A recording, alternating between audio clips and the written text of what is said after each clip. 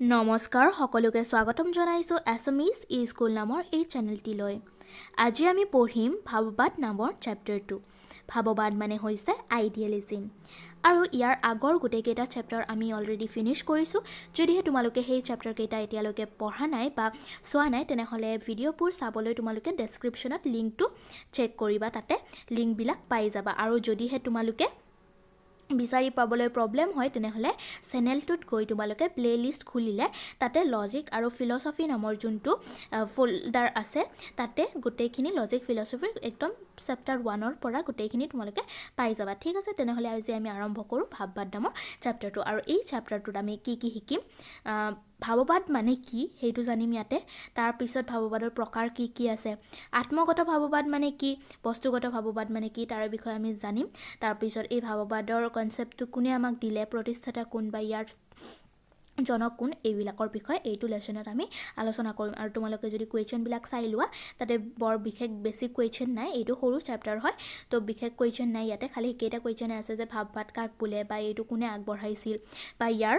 বিভিন্ন প্ৰকাৰৰ বিষয়ে লিখা, এনেকুৱা ধৰণৰ কুৱেশ্যনেই ইয়াত আহে। ঠিক আছে, তেনেহ'লে ভিডিঅ'টো আৰম্ভ কৰোঁ।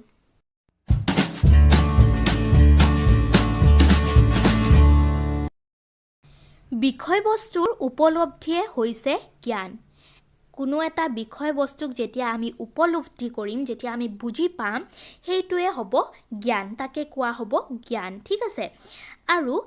এই বিষয়বস্তুটো যিয়ে উপলব্ধি কৰিব, যিয়ে বুজি পাব, তেওঁক কি বুলি কোৱা হ'ব, জ্ঞাতা বুলি কোৱা হ'ব। জ্ঞাতা আৰু জ্ঞানৰ বিষয়বস্তুৰ মাজৰ সম্পৰ্কই হৈছে জ্ঞান। তাৰমানে জ্ঞাতা মানে যোনজন মানুহে এইটো উপলব্ধি কৰিব, বস্তুটো বুজিব ট্ৰাই কৰিব, তেওঁ হ'ব জ্ঞাতা, যিয়ে জ্ঞানটো ল'বলৈ চেষ্টা কৰিব। আৰু জ্ঞানৰ বিষয়বস্তু, যিটো বিষয়বস্তু আছে সেইটোৰ মাজৰ যিটো সম্পৰ্ক থাকিব, মানুহজন আৰু বিষয়বস্তুটোৰ মাজত যিটো সম্পৰ্ক এটা স্থাপন হ'ব, সেই সম্পৰ্কটোৱে হ'ব জ্ঞান। ঠিক আছে, তাৰপিছত কোৱা আছে যে যিজনে জ্ঞান লাভ কৰে তেওঁক জ্ঞাতা বুলি কোৱা হয়। এইটোতো আমি গমেই পালোঁ, যিয়ে জ্ঞান লাভ কৰিব তেওঁক আমি জ্ঞাতা বুলি ক'ম। তাৰপিছত জ্ঞাতা আৰু জ্ঞৰ মাজৰ সম্পৰ্ক আভ্যন্তৰীণ। আৰু ইয়াত কোৱা হৈছে যে জ্ঞাতা এজনে যিখিনি জ্ঞান লাভ কৰে সেই বস্তুটো হৈছে সম্পৰ্কটো, তেওঁলোক দুটাৰ মাজৰ সম্পৰ্কটো কি হ'ব, সদায় আভ্যন্তৰীণ হ'ব। আৰু ইয়াৰ সম্পৰ্কটো কেতিয়াও বাহ্যিক সম্বন্ধ নহয় বুলি কৈছে। ঠিক আছে, জ্ঞাতা আৰু জ্ঞৰ মাজৰ সম্পৰ্কৰ ক্ষেত্ৰত দৰ্শনত এটি প্ৰশ্ন স্বাভাৱিকতে উদ্ভৱ হয়। জ্ঞানৰ বিষয়বস্তু জ্ঞাতাৰ মনৰ ওপৰত নিৰ্ভৰশীল হয় নে নহয়। তাৰমানে দৰ্শন যেতিয়া অধ্যয়ন কৰা হয়, দৰ্শন শাস্ত্ৰত সদায় এটা কুৱেশ্যন এৰাইজ হয়, এটা প্ৰশ্ন সদায় উদয় হয় যে আমি যিখিনি জ্ঞান লাভ কৰোঁ, জ্ঞানৰ যিখিনি বিষয়বস্তু আছে সেই বিষয়বস্তুখিনি জ্ঞাতাৰ মনৰ ওপৰত নিৰ্ভৰশীল হয় নে নহয়। মানে যোনে জ্ঞানটো লাভ কৰে সেই জ্ঞাতাজনৰ মনৰ ওপৰত কিবা নিৰ্ভৰ কৰেনে, নে বস্তুটোৰ নিজাকৈ কিবা এটা অস্তিত্ব আছে, সেইটো এটা ডাঙৰ প্ৰশ্ন হয়। ঠিক আছে, আৰু এইটো বিষয়ত আমি বাস্তৱবাদত কিছু কথা পাই আহিছিলোঁ। মানে বাস্তৱবাদৰ দুটা ভাগ আছিল, মুখ্য গুণ আৰু গৌণ গুণৰ সহায়ত আমি বস্তু এটাৰ বিষয়বস্তুটো বুজিব পাৰোঁ। তাৰে কিছুমান বস্তুৰ ওপৰত মানসিক প্ৰভাৱ পৰে, কিছুমান বস্তু মানসিকভাৱে নিৰ্ভৰশীল হয়, কিছুমান বস্তু মানসিকভাৱে নিৰ্ভৰশীল নহয়। সেইখিনি বস্তু আমি বাস্তৱবাদত অলৰেডি পঢ়ি আহিছোঁ। আৰু বাস্তৱবাদৰ দৰেই এইটো ভাৱবাদো এটা কনচেপ্ট হয়। আৰু এইটো কনচেপ্টত কি বিশ্বাস কৰা হয় যে কিছুমান দাৰ্শনিকে মত পোষণ কৰে যে জ্ঞানৰ বিষয়বস্তু জ্ঞাতাৰ মনৰ ওপৰত নিৰ্ভৰশীল। আৰু কিছুমান দাৰ্শনিকে কয় যে যিখিনি আমি জ্ঞান লাভ কৰোঁ সেই জ্ঞানৰ বিষয়বস্তুখিনি সদায় জ্ঞাতাৰ মনৰ ওপৰত নিৰ্ভৰশীল হয়। আৰু তেওঁলোকৰ মতে, মানে দাৰ্শনিকসকলৰ মতে, জ্ঞাতাৰ মনৰ পৰা স্বতন্ত্ৰভাৱে বিষয়বস্তু থাকিব নোৱাৰে। আৰু জ্ঞাতাজনৰ মনৰ বাহিৰত বা মনক বাদ দি কোনো এটা বিষয়বস্তু স্বতন্ত্ৰভাৱে থাকিব নোৱাৰে। ঠিক আছে, যিকোনো বিষয়বস্তু হওক সেইটো সদায় জ্ঞাতাজনৰ মনৰ ওপৰত নিৰ্ভৰশীল হ'ব বুলি কৈছে। আৰু এই মতবাদটোকে আমি ভাৱবাদ বা আদৰ্শবাদ বুলি কওঁ। ঠিক আছে, আৰু এই যোনটো মতবাদ আছে, দাৰ্শনিকসকলে কৈছে যে কোনো এটা বিষয়বস্তু কোনো এটা জ্ঞানৰ বিষয়বস্তু জ্ঞাতাৰ মনৰ পৰা স্বতন্ত্ৰ হ'ব নোৱাৰে ঠিক আছে গোটেইবিলাক জ্ঞানৰ বিষয়বস্তুতে মানুহৰ মনটো নিৰ্ভৰ কৰে মানুহৰ মনৰ ওপৰত এইটো নিৰ্ভৰশীল হয় কেতিয়াও মন নিৰপেক্ষ বা মনক বাদ দি জ্ঞানৰ বিষয়বস্তু এটা হ'ব নোৱাৰে এই মতবাদটোকে ভাৱবাদ বা আদৰ্শবাদ বুলি কোৱা হয় কাৰণে ইয়াৰ ইংৰাজী শব্দটো হৈছে আইডিয়েলিজম আইডিয়েল মানে আদৰ্শ আইডিয়েলিজম ঠিক আছে আৰু এই মতবাদটোক যিসকল দাৰ্শনিকে সাপোৰ্ট কৰে সমৰ্থন কৰে তেওঁলোকক ভাৱবাদী বুলি কোৱা হয় ঠিক আছে ভাৱবাদী বুলি কোৱা হয় তেনেহলে এতিয়া আমি বুজি পালো যে ভাৱবাদ বস্তুটো কি ভাৱবাদ মতবাদটো কি বা ভাৱবাদ মতবাদত কি কোৱা হৈছে সেইটো বুজি পালো আমি ঠিক আছে তোমালোকৰ কোৱেশ্চন আহিব পাৰে যে ভাৱবাদ বুলিলে কি বুজা বা ভাৱবাদী দাৰ্শনিকসকলৰ মতে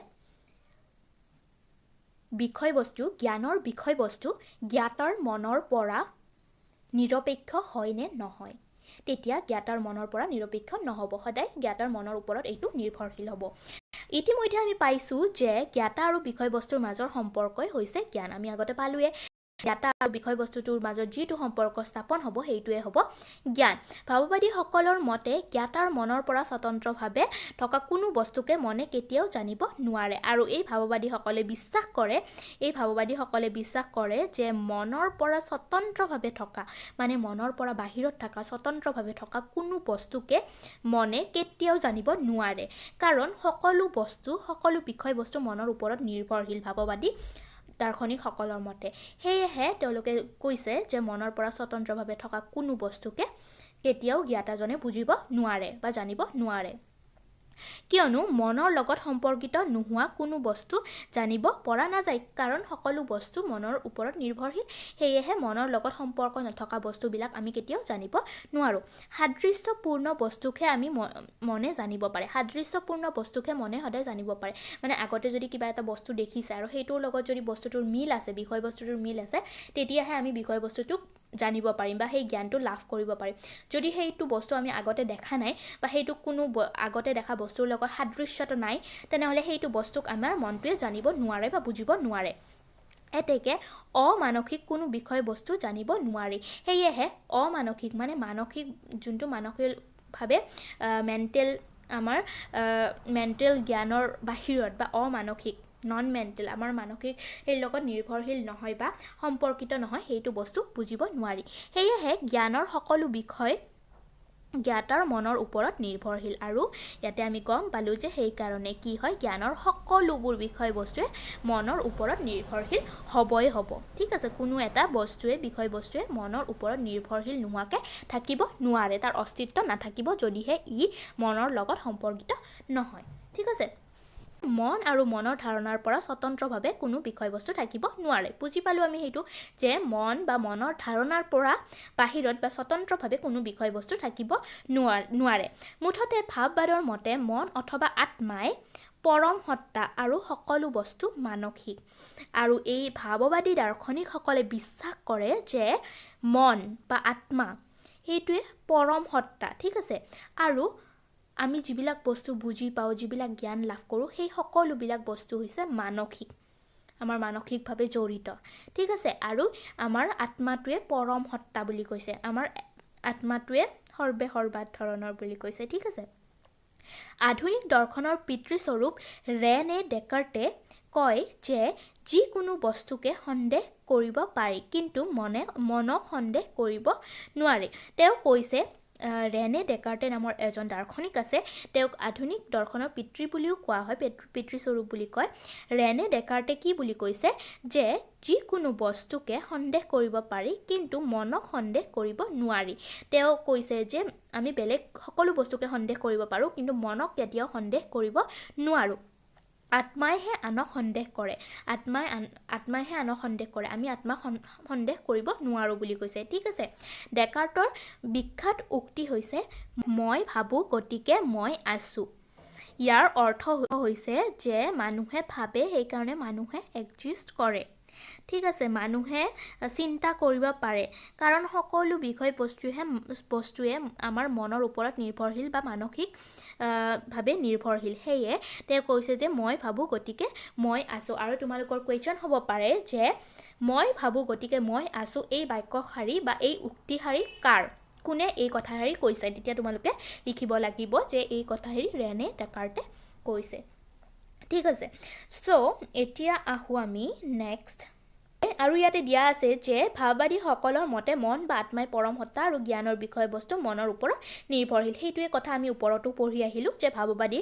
দাৰ্শনিকসকলে সদায় বিশ্বাস কৰে যে আত্মাই পৰম সত্তা আৰু সকলোবিলাক জ্ঞান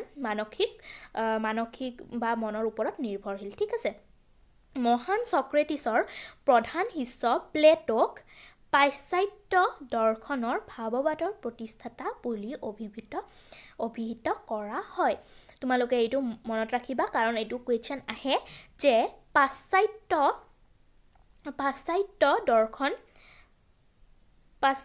দৰ্শনৰ ভাৱবাদৰ প্ৰতিষ্ঠাতা বুলিলে কাক বুজা। তেতিয়া তোমালোকে লিখিব লাগিব যে প্লেটোক পাশ্চাত্য দৰ্শনৰ ভাৱবাদৰ প্ৰতিষ্ঠাতা বুলি কোৱা হয় আৰু এই প্লেটো আছিল ছক্ৰেটিছৰ প্ৰধান শিষ্য। ঠিক আছে, এইটো মনত ৰাখিবা, প্লেটো ছক্ৰেটিছৰ শিষ্য আছিল আৰু তেওঁ পাশ্চাত্য দৰ্শনৰ প্ৰতিষ্ঠাতা। তাৰপিছত তেওঁৰ মতে এই বিশ্ব জগত আৰু ইয়াৰ বস্তুবোৰ ক্ষণস্থায়ী। তেওঁ বিশ্বাস কৰে যে বিশ্ব জগত, আমাৰ জগতৰ বস্তুবিলাক সদায় ক্ষণস্থায়ী, মানে কম সময়ৰ বাসিন্দা বা কম সময়ৰ কাৰণে থাকে, ক্ষণস্থায়ী, অকণমান ক্ষণৰ বাবে থাকে। ভৌতিক বস্তুবিলাকক প্লেটোৱে বিশেষ পাৰ্টিকুলাৰ্ছ বুলি অভিহিত কৰিছে। বিশেষ বস্তুবোৰ সদায় ধ্বংসশীল। তেওঁ তাৰমানে ভৌতিক বস্তুবিলাক, ফিজিকেল বস্তুবিলাক, আমি যিবিলাক দেখি থাকোঁ ভৌতিকভাৱে, সেই পদাৰ্থবিলাকক প্লেটোৱে বিশেষ বুলি নাম দিছে বা বিশেষ বুলি অভিহিত কৰিছে। আৰু এই বিশেষবিলাকক তেওঁ কি কৈছে, সদায় ধ্বংসশীল বুলি কৈছে বা সদায় ই ধ্বংস হৈ যায় বুলি কৈছে। এই বিশেষ বস্তুবোৰৰ অন্তৰালত আছে সামান্য অথবা ধাৰণা, আৰু এই বিশেষ বস্তুবিলাকৰ পিছত ইউনিভাৰ্চেল বা সামান্য কনচেপ্ট এটা আছে বুলি কৈছে, সামান্য অথবা এটা ধাৰণা থকা বুলি কৈছে। ঠিক আছে, ইয়াৰ অন্তৰালত এটা সামান্য অথবা এটা ধাৰণা থকা বুলি কৈছে। এই সামান্যবোৰ চিৰন্তন। তাৰমানে তেওঁ কৈছে যে আমি এই যে ভৌতিক পদাৰ্থবিলাক দেখোঁ, বস্তুবিলাক দেখোঁ, এই বস্তুবিলাক ধ্বংসশীল আৰু এই বস্তুবিলাকক সেইকাৰণে তেওঁ বিশেষ বুলি নাম দিছে। আৰু এই বিশেষবিলাকৰ পিছত এটা শক্তি থাকে বা অন্তৰালত এটা বস্তু জড়িত হৈ থাকে, সেই বস্তুটো হৈছে এটা ধাৰণা বা তাক সামান্য বুলি তেওঁ কৈছে, সামান্য বা ইউনিভাৰ্চেল বুলি তেওঁ কৈছে। আৰু এই যে ধাৰণাবিলাক আছে, এই ধাৰণাবোৰ কিন্তু চিৰন্তন বুলি কৈছে। আমি যেনেকৈ পালোঁ যে বিশেষবিলাক ধ্বংসশীল, বিশেষবিলাক ধ্বংস হৈ যায়, ক্ষণস্থায়ী, অলপ সময়ৰ কাৰণে থাকে আৰু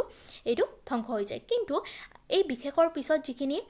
ধাৰণা জড়িত হৈ আছে, যিখিনি সামান্য ধাৰণা বা ইউনিভাৰ্চেল ধাৰণা জড়িত হৈ আছে, সেই ধাৰণাখিনি সদায় কি বুলি কৈছে, চিৰন্তন বুলি কৈছে। মানে এইটো ক্ষণস্থায়ী নহয়, সদায় থাকি যায়, চিৰন্তন। প্লেটোৱে এইবোৰক কেতিয়াবা ধাৰণা আৰু কেতিয়াবা আকাৰ বুলিও অভিহিত কৰিছে, আৰু কেতিয়াবা ইয়াক তেওঁ ধাৰণা বুলিও কৈছে আৰু কেতিয়াবা আকাৰ বা ফৰ্মছ বুলিও কৈছে। বিশেষবোৰ পৰিৱৰ্তনশীল। আমি পালোঁৱে যে বিশেষ যিখিনি থাকিব, বিশেষখিনি পৰিৱৰ্তনশীল, সদায় পৰিৱৰ্তন হৈ থাকে। আনহাতে সামান্যবোৰ চিৰন্তন, সামান্যবিলাক কেতিয়াও চেঞ্জ নহয়, এইটো সদায় ৰৈ যায়। বিশেষৰ জগতখন ইন্দ্ৰিয়জ, আনহাতে সামান্যৰ জগতখন আধ্যাত্মিক অথবা আদৰ্শ বা ধাৰণাগত। আৰু তেওঁ কৈছে যে বিশেষ এই যে ক্ষণস্থায়ী বস্তুবিলাক আমি পালোঁ, সেই ক্ষণস্থায়ী বস্তুবিলাক তাৰমানে আমাৰ ইন্দ্ৰিয়ৰ লগত জড়িত বা ইন্দ্ৰিয়জ বুলি কৈছে। ঠিক আছে, কিন্তু এই বিশেষৰ পিছত লগ লাগি থকা সামান্য জগতখন যিখন আছে বা ধাৰণা যিখিনি আছে, চিৰন্তন ধাৰণা, সেই ধাৰণাবিলাকক তেওঁ আধ্যাত্মিক বুলি কৈছে বা আদৰ্শ থকা বুলি কৈছে, আদৰ্শগত ধাৰণা বুলি কৈছে। ঠিক আছে, আইডিয়েল ধাৰণা বা স্পিৰিচুৱেল ধাৰণা বুলি কৈছে। স্পিৰিচুৱেল বুলি যাক কয়, আধ্যাত্মিক বুলি কৈছে তেওঁ। প্লেটোৰ মতে এইখন জগতহে যথাৰ্থ, চিৰন্তন আৰু স্থায়ী, আৰু তেওঁৰ মতে এই জগতখনহে সদায়লৈ থাকি যায়, চিৰন্তন আৰু যথাৰ্থ ঠিক আছে আমি যিবিলাক বস্তু ভৌতিক বস্তু দেখি থাকোঁ যিবিলাক ক্ষণস্থায়ী বস্তু দেখি থাকোঁ সেইবিলাক বস্তু আচলতে অস্থায়ী বস্তু আৰু আমাৰ এই বিশেষ বস্তুবিলাকৰ পিছত যিবিলাক কনচেপ্ট জড়িত হৈ আছে যিবিলাক ধাৰণা জড়িত হৈ আছে যিবিলাক সাধাৰণ ধাৰণা জড়িত হৈ আছে সেই ধাৰণাবিলাকহে আচলতে স্থায়ী বুলি কৈছে তেওঁ যথাৰ্থ চিৰন্তন আৰু স্থায়ী বুলি কৈছে কেতিয়াবা সুধিব পাৰে যে ধাৰণাবিলাকক বা আধ্যাত্মিক আদৰ্শগত ধাৰণাগত জগতখনক বা সামান্য জগতখনক কোনে যথাৰ্থ চিৰন্তন আৰু স্থায়ী বুলি কৈছে কোনে কৈছে প্লেটোৱে কৈছে আৰু প্লেটো কাৰ শিষ্য আছিল ছক্ৰেটিছৰ এইটো মনত ৰাখিবা তাৰপিছত এই জগত পৰিৱৰ্তনৰ উদ্ধত ইন্দ্ৰিয় জগত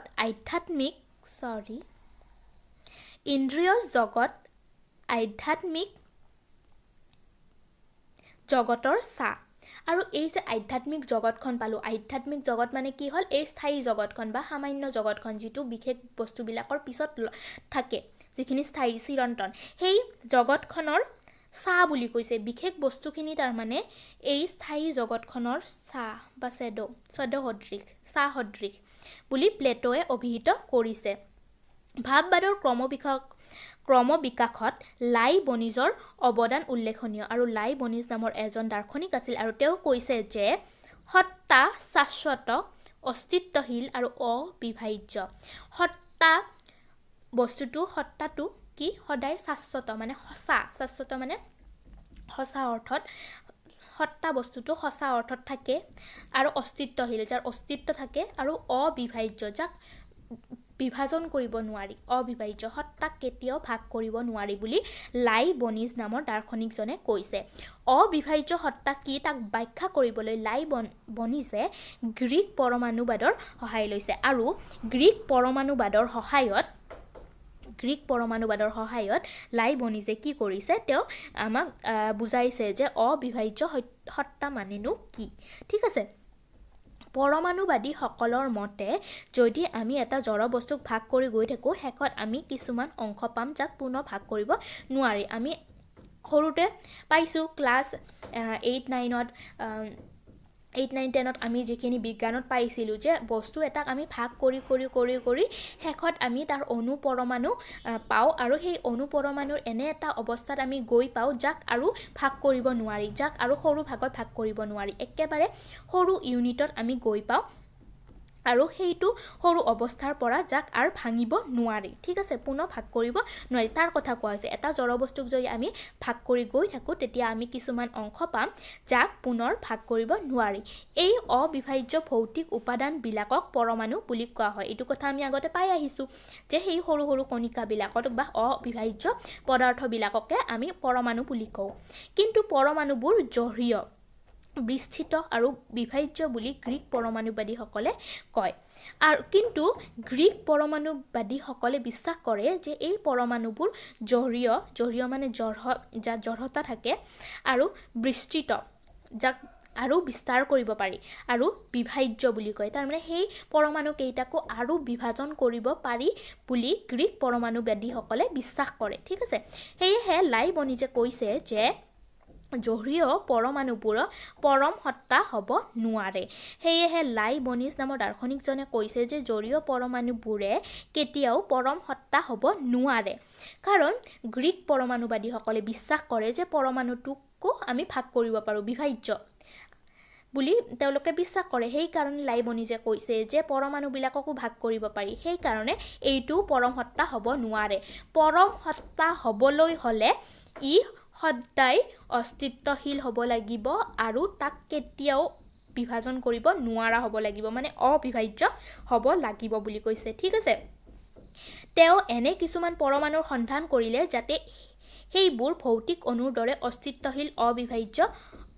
অথচ আধ্যাত্মিক হয় তেওঁ অনুসন্ধান কৰি পালে যে চৈতন্যময় তথা ধাৰণাগত পৰমাণুবোৰ পৰম সত্তা আৰু তেওঁ অনুসন্ধান কৰি এনেকুৱা পৰমাণুৰ সন্ধান কৰিলে যিটো পৰমাণু আৰু বিভাজন কৰিব নোৱাৰি যিটো অবিভাজ্য আৰু তেওঁ অনুসন্ধান কৰি পালে যে চৈতন্যময় তথা ধাৰণাগত পৰমাণুবোৰ পৰম সত্তা। আৰু এই যে ধাৰণাগত আমি কথা এটা পঢ়িলোঁ যে ধাৰণাগত বা সামান্য জগত এখনৰ কথা ক'লে প্লেটুৱে, তো সেইটো বস্তুকে কি বুলি কৈছে, সেই ধাৰণাগত পৰমাণুবোৰকে লাইবনিজে পৰম সত্তা বুলি কৈছে, যাক আৰু বিভাজন কৰিব নোৱাৰি। ঠিক আছে, এইবিলাক তেওঁ এইবিলাকক তেওঁক চিত পৰমাণু নামেৰে অভিহিত কৰিছে। আৰু এই যে পৰমাণুবোৰক ভাগ কৰিব নোৱাৰি অবিভাজ্য পৰমাণু, সেইবিলাকক তেওঁ কি নাম দিছে, চিত পৰমাণু বুলি কৈছে। যদি তোমালোকৰ খালী ঠাই আহিব পাৰে ডেছ অবিভাজ্য পৰমাণু, তোমালোকে কি লিখিব লাগিব, চিত পৰমাণু হৈছে অবিভাজ্য পৰমাণু, যাক মানে আৰু ভাগ কৰিব নোৱাৰি। এইবোৰ অসংখ্য আৰু গতিশীল। সেয়ে লাইবনিজৰ মতবাদক বহুত্ববাদী ভাৱবাদ বুলি কোৱা হয়। আৰু তেওঁ যি আমাক পৰমাণুৰ কথা ক'লে, চিত পৰমাণুৰ কথা ক'লে, অবিভাজ্য পৰমাণুৰ কথা ক'লে, সেই পৰমাণুবোৰ অসংখ্য, ইয়াৰ সংখ্যা মানে যাক গণিব নোৱাৰি, অসংখ্য আৰু গতিশীল। ঠিক আছে, সেইকাৰণে তেওঁৰ যোনটো মতবাদ আছে, সেই মতবাদটোক বহুত্ববাদী মতবাদ বুলি কোৱা হয়। ঠিক আছে, এইটো বহুত্ববাদী মতবাদ বুলি কোৱা হয়। তাৰপিছত আছে যে লাইবনিজৰ মতে চিত পৰমাণুবোৰ এটাৰ পৰা আনটো স্বতন্ত্ৰ। আৰু তেওঁ কৈছে যে এই যে চিত পৰমাণুবিলাক পালোঁ আমি, অবিভাজ্য পৰমাণুবিলাক, এইটো এটাৰ পৰা আনটো স্বতন্ত্ৰ, মানে দুয়োটাৰ ওপৰতে দুটা পৰমাণু মানে দুটাৰ ওপৰত নিৰ্ভৰশীল নহয়, গোটেইবিলাক স্বতন্ত্ৰ, প্ৰত্যেকটো চিত পৰমাণুৱে স্বতন্ত্ৰ বুলি কৈছে। আৰু তেন্তে এইবোৰ কিদৰে সংহত আৰু শৃংখলিত হৈ থাকিব। আৰু তেওঁ চিন্তা কৰিলে যিহেতু গোটেইকেইটা স্বতন্ত্ৰ, কিন্তু তেওঁলোকে কেনেকৈ মানে এই পৰমাণুবিলাকে কেনেকৈ শৃংখলত থাকি এটা জড় পদাৰ্থৰ সৃষ্টি কৰিব। লাইবনিজে এই প্ৰশ্নৰ উত্তৰত কৈছে যে সমস্ত চিত পৰমাণুৰ ভিতৰত ঈশ্বৰ শ্ৰেষ্ঠ পৰমাণু। আৰু তেওঁ উত্তৰ দিছে, লাইবনিজক যেতিয়া সোধা হ'ল যে এই গোটেইবিলাক চিত পৰমাণু স্বতন্ত্ৰ, এটাও আনটোৰ লগত মানে নিৰ্ভৰশীল নহয় বা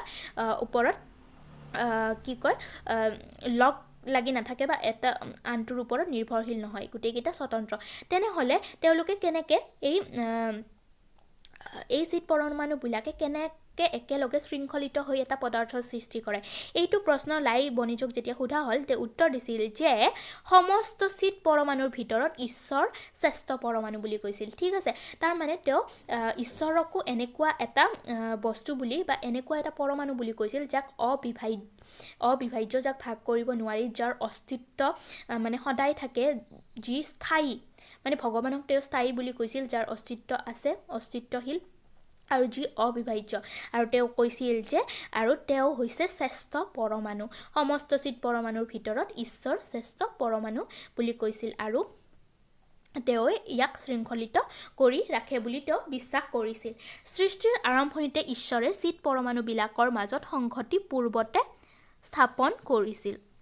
আৰু তেওঁ বিশ্বাস কৰিছিল যে সৃষ্টিৰ আৰম্ভণিতে ভগৱানে বা ঈশ্বৰে চিত পৰমাণুবিলাকৰ মাজত সংহতি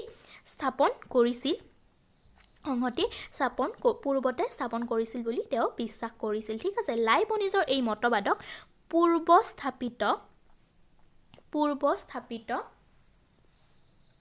শৃংখলা মতবাদ বুলি জনা যায়। The theory of pre-establish harmony নামেৰে জনা যায়। আৰু তেওঁৰ এইটো মতবাদক কি বুলি জনা যায়, পূৰ্বস্থাপিত শৃংখলা মতবাদ বা থিয়ৰী অফ প্ৰি-এষ্টাব্লিছ হাৰমনি বুলি জনা যায়।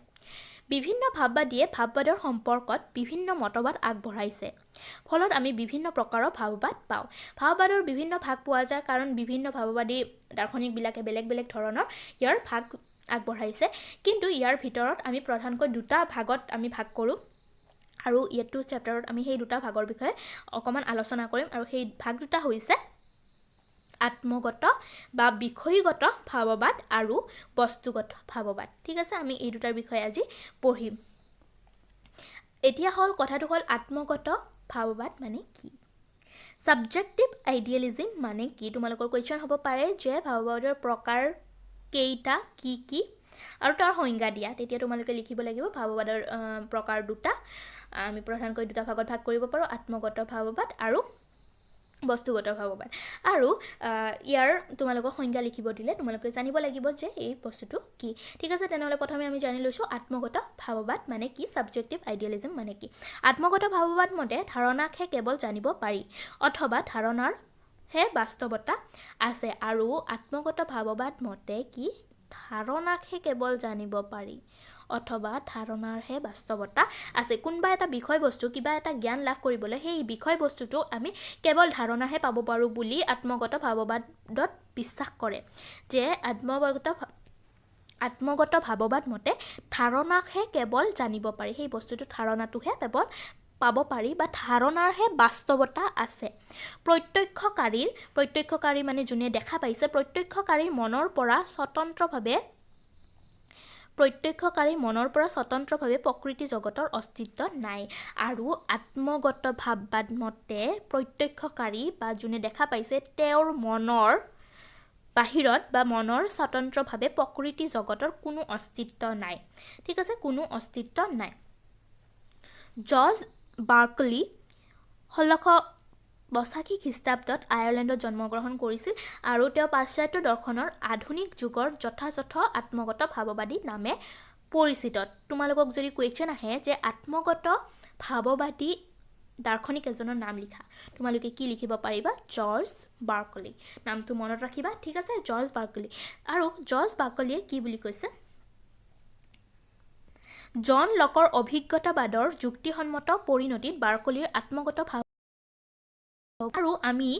জন লকৰ অভিজ্ঞতাবাদৰ বিষয়ে আমি অলপ পঢ়িছিলোঁ মানে বাস্তৱবাদত আমি জন লকৰ বিষয়ে আমি পঢ়িছিলোঁ জন লকে কেনেকুৱা ধৰণৰ মতবাদ আগবঢ়াইছে তাৰ বিষয়ে পঢ়িছিলোঁ আৰু তেওঁ জন লকে যি মতবাদ আগবঢ়াইছিল সেই ওপৰতে নিৰ্ভৰ কৰি বাৰ্কলিৰ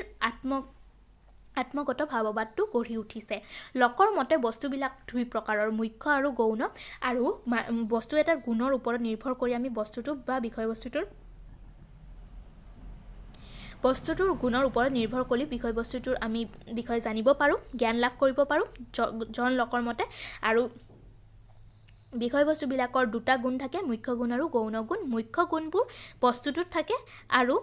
জ্ঞাতাৰ মনৰ পৰা সেইবিলাক স্বতন্ত্ৰ হয় এইটো পাইছিলোঁ আমি মনত আছে নে নাই তোমালোকৰ অপৰিৱৰ্তনীয় আৰু যিবিলাক মুখ্য গুণ আছে সেইবিলাক মানে মানুহৰ ওপৰত নিৰ্ভৰ নকৰে মানুহৰ মনটোৰ ওপৰত নিৰ্ভৰ নকৰে সেইটো বস্তুটোৰ ওপৰত ৰিয়েলি থাকে সঁচাকৈ থাকে আৰু সেইটো অপৰিৱৰ্তনীয় হয় কিন্তু গৌণ গুণবিলাক সদায় যোনজন জ্ঞাতা বা যোনজনে প্ৰত্যক্ষ কৰি আছে তেওঁৰ ওপৰত নিৰ্ভৰশীল হয় আৰু গৌণ গুণবিলাক সদায় পৰিৱৰ্তনশীল হয় সেইটো আমি পাইছিলোঁ আৰু সেইবোৰ সদায় জ্ঞাতাৰ ওপৰত নিৰ্ভৰশীল হয় বুলি কৈছে যে বস্তুটোৰ ওপৰত সেইবোৰ নাথাকে এইখিনি বস্তু আমি আগতে পাইছিলোঁ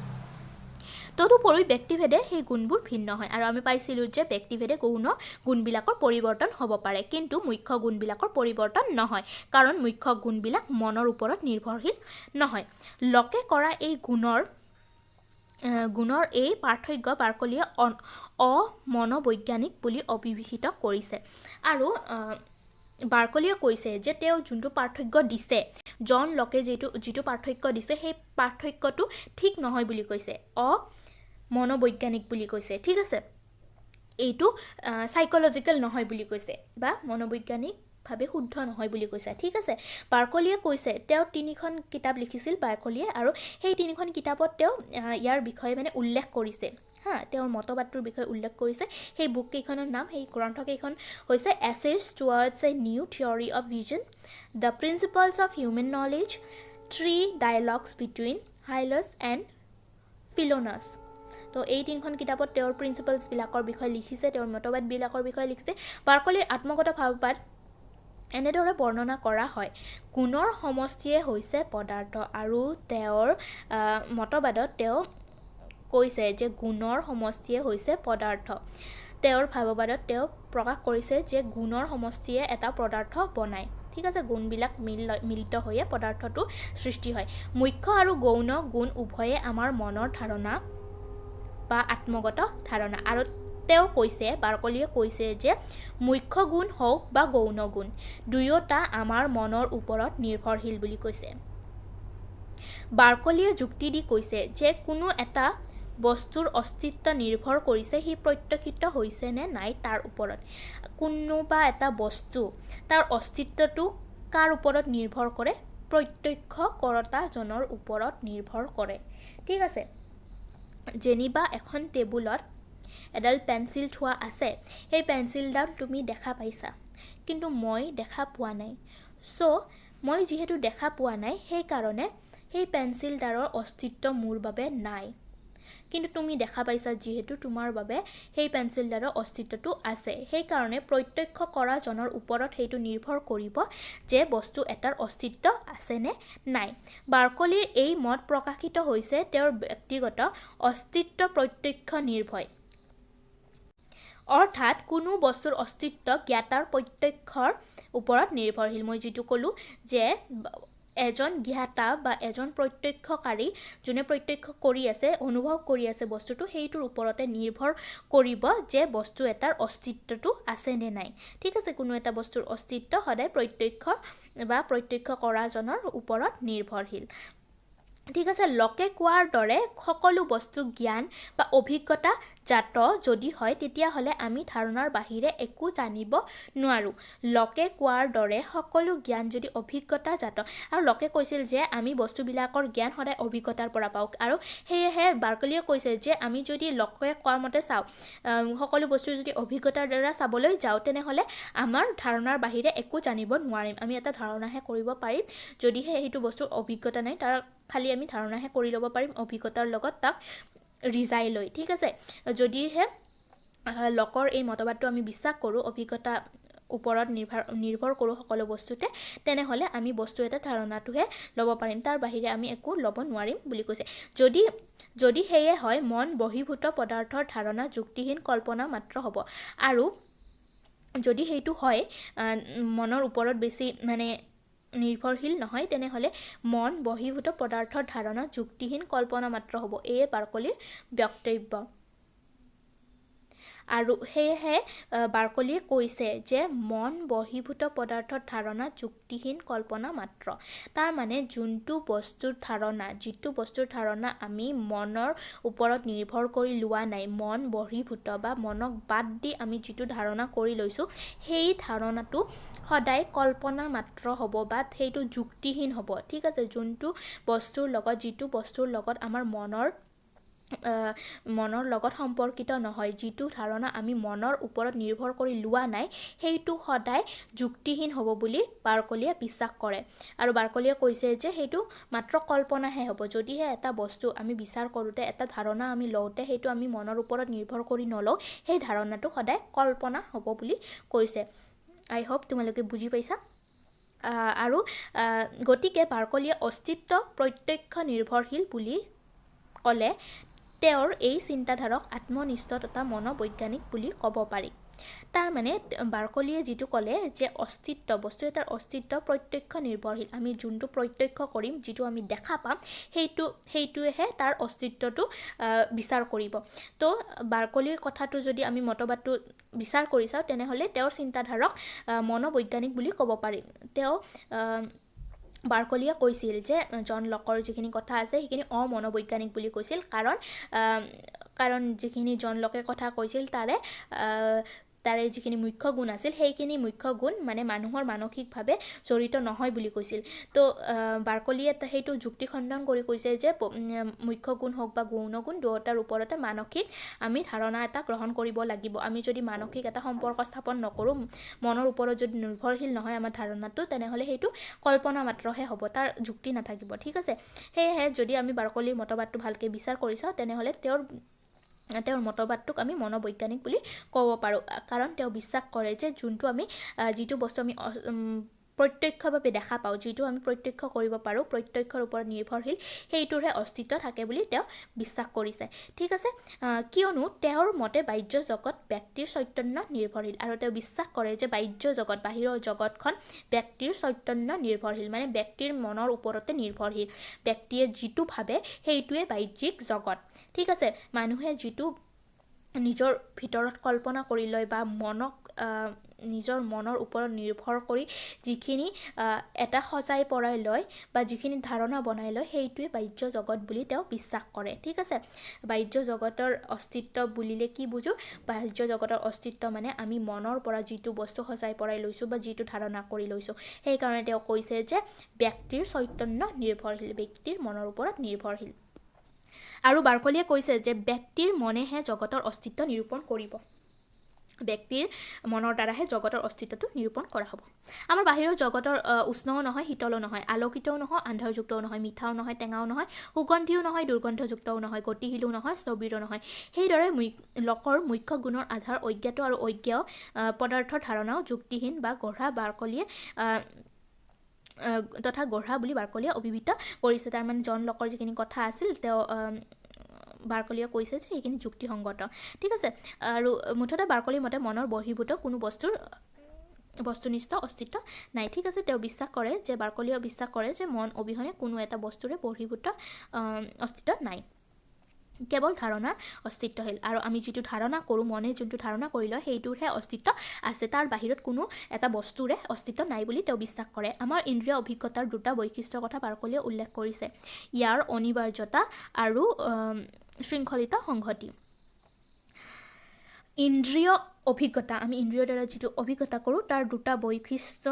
বাৰ্কলিয়ে উল্লেখ কৰিছে সেই বৈশিষ্ট্য দুটা হৈছে ইয়াৰ অনিবাৰ্যতা প্ৰয়োজনীয়তা বা অনিবাৰ্যতা নেচেচিটি আৰু শৃংখলিত সংহতি অৰ্ডাৰলি কোহাৰেন্স তাৰ মানে বস্তু এটা সংঘটিত হওঁতে তাৰ শৃংখল মানে এটা বস্তু সংঘটিত হওঁতে তাৰ সংহতিটোত তাৰ যিটো মিলিত হৈ এটা সংহতি সৃষ্টি কৰিছে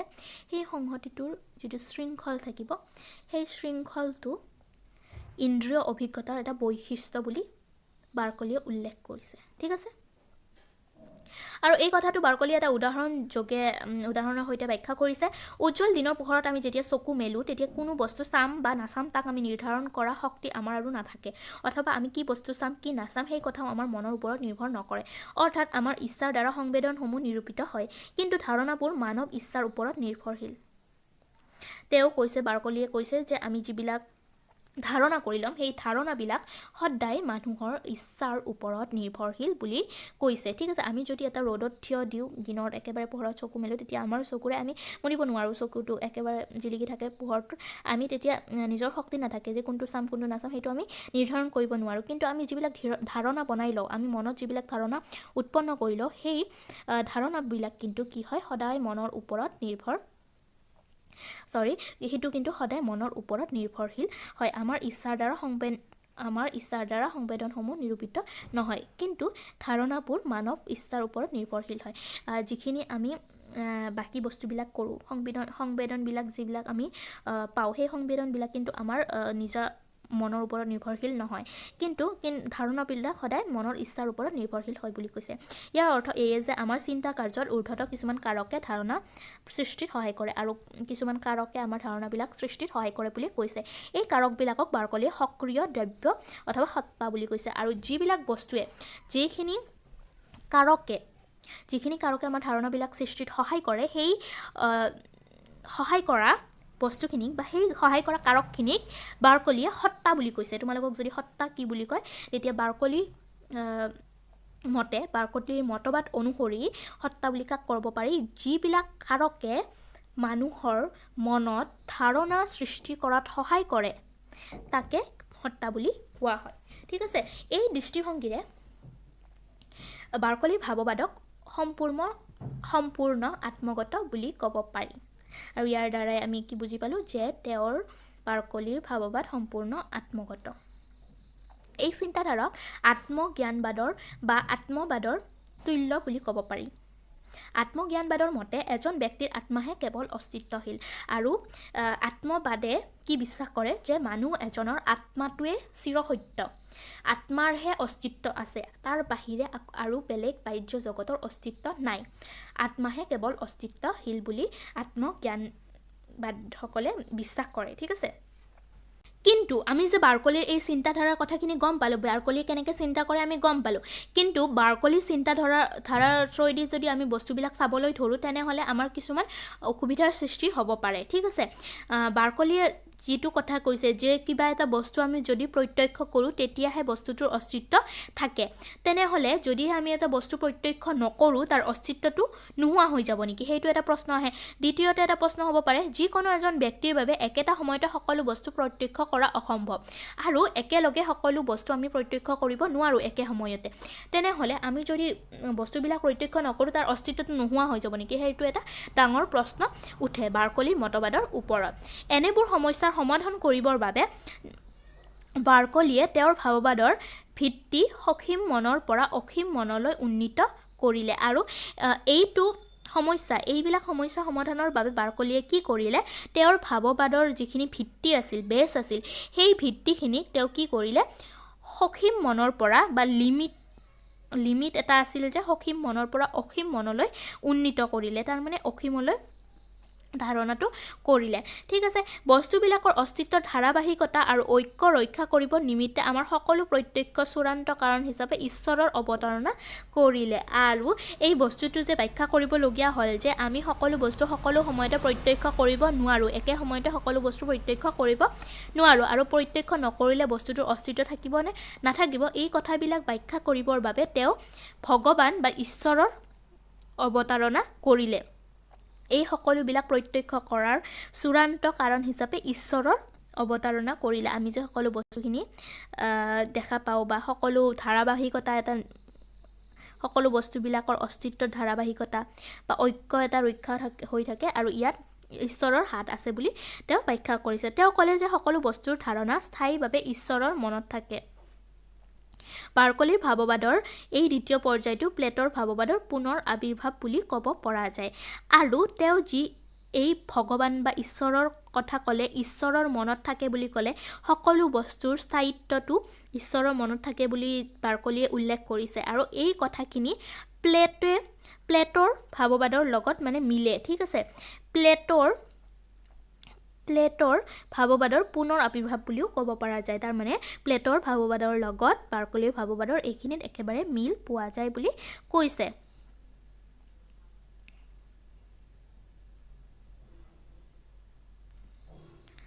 আৰু কোৱা হৈছে যে এনেকুৱা পৰ্যায়ত ধাৰণা এটা সসীম মনৰ বিষয় নহয় এটা লিমিটেড বস্তু নহয় ধাৰণা এটা লিমিটেড বস্তু হ'ব নোৱাৰে এইটো অসীম মনৰ বিষয় বুলি কৈছে আৰু ই পৰম মনৰ বাস্তৱ উপাদান বুলি কৈছে